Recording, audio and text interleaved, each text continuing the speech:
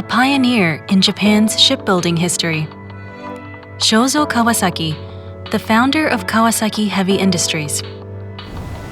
Having survived several sea accidents on Japanese ships of his era, his resolve strengthened to start building Western-style ships, which were much larger, more stable, and sturdy.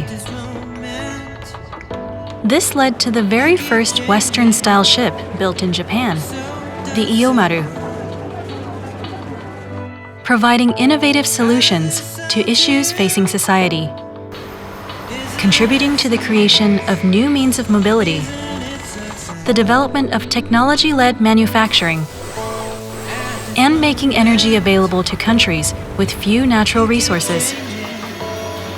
Shozo's passion and spirit run deep throughout the whole company and all its products.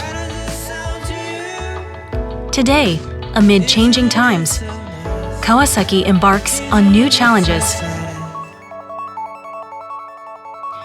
realizing remotely connected environments in scenes demanding safety, transforming logistics through autonomous mobility, and laying the foundations for a decarbonized society with hydrogen energy, faster than any other, in a way only Kawasaki can.